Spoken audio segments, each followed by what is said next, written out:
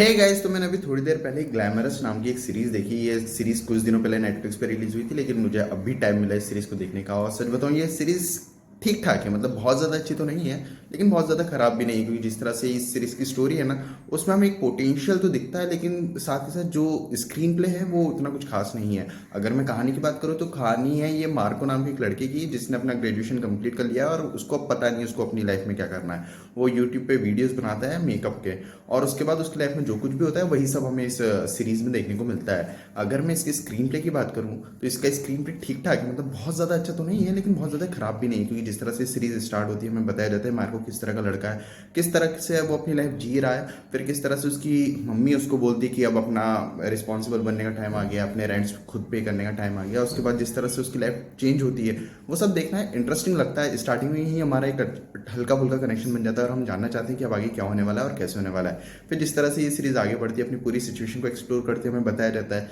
कि मार्को की लाइफ में अब क्या कुछ हो रहा है और उसकी लाइफ किस तरह से बदल चुकी है, और अब वो अपनी लाइफ के साथ क्या कुछ कर रहा है। वो सब देखने में मजा आता है। ऑल दो ये सारी चीजें ऐसी वे में नहीं लिखी गई है कि हम पूरे टाइम इस सीरीज में इन्वेस्ट हैं, हम जानना चाहें कि आगे क्या होने वाला है और कैसे होने वाला है। इसी कारण से हम इस सीरीज में उस तरह से इन्वेस्ट नहीं हो पाते जिस तरह से हमें होना चाहिए था। इसी कारण से जब ट्विस्ट एंड टर्न्स भी आते हैं ना, तो वो हम पे उस तरह का इम्पैक्ट नहीं डाल पाते जिस तरह का उन्हें डालना चाहिए था। ऑल दो जब भी कोई ट्विस्ट आता है तो वो हमें इस सीरीज में थोड़ा और इन्वेस्ट कर देता है, लेकिन वो इम्पैक्ट नहीं डाल पाता जिस तरह का उसे डालना चाहिए था। जहां तक बात है कैरेक्टर डेवलपमेंट और कैरेक्टर्स के बीच के डायनामिक्स की, तो कैरेक्टर्स में डेप्थ कम है। इसी कारण से हम कैरेक्टर्स में उतना इन्वेस्ट नहीं हो पाते जितना होना चाहिए था। ऑल दो कैरेक्टर्स ने को ट्राई करा है कुछ अलग वे में दिखाने का, जैसे कि बॉस का जो कैरेक्टर हुआ उसको थोड़ा सॉफ्ट दिखाने की कोशिश करी गई है, उसके साथ हम एक एम्पैथी फील करते हैं। वो सारी चीज़ें अच्छी हैं, लेकिन कैरेक्टर्स में वो डेप्थनेस नहीं है जो होनी चाहिए थे। इसी कारण से हम इन कैरेक्टर्स के साथ भी उस तरह से कनेक्ट नहीं हो पाते जिस तरह से हमें होना चाहिए था। ऑल दो कैरेक्टर्स के पीछे जो डायनामिक्स रहते हैं वो मैंने काफ़ी इंजॉय करे।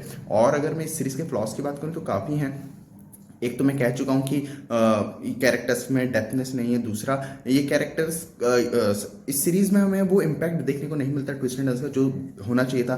थर्डली, जो फ्लो है इस सीरीज का वो भी प्रॉपर मेंटेन नहीं रहता। और भी कुछ प्रॉब्लम्स हैं इस सीरीज में, लेकिन उस पर बात करके मैं आपको इस सीरीज को देखने का मजा खराब नहीं करना चाहता। जहां तक बात है एक्टिंग की, तो सभी एक्टर्स का काम काफी ज्यादा अच्छा है, और इस पर मैं सबसे ज्यादा जोर देके बोल रहा हूँ क्योंकि सच में काफी ज्यादा अच्छा है यार। स्पेशली कुछ कैरेक्टर्स हैं जो आप पे एकदम बहुत यादगार रह जाएंगे, जिन्होंने अपने कैरेक्टर्स को प्ले करा। उन एक्टर्स का काम सच में बहुत ज़्यादा अच्छा है, और मैं चाहूंगा कि आप उन एक्टर्स की वजह से इस सीरीज को देख लो, क्योंकि सच में यार कुछ एक्टर्स ने कमाल का काम किया है। जहां तक बात है डायरेक्शन और एडिटिंग की, डायरेक्शन ठीक ठाक है, काफ़ी अच्छा हो सकता था, लेकिन जिस तरह से डायरेक्टर ने पूरा माहौल बनाया वो इतना इंटरेस्टिंग तो है ही कि हम इस सीरीज में इन्वेस्टेड रहते हैं, बोर नहीं होते। ऑल दो डायरेक्शन काफ़ी बेटर किया जा सकता था।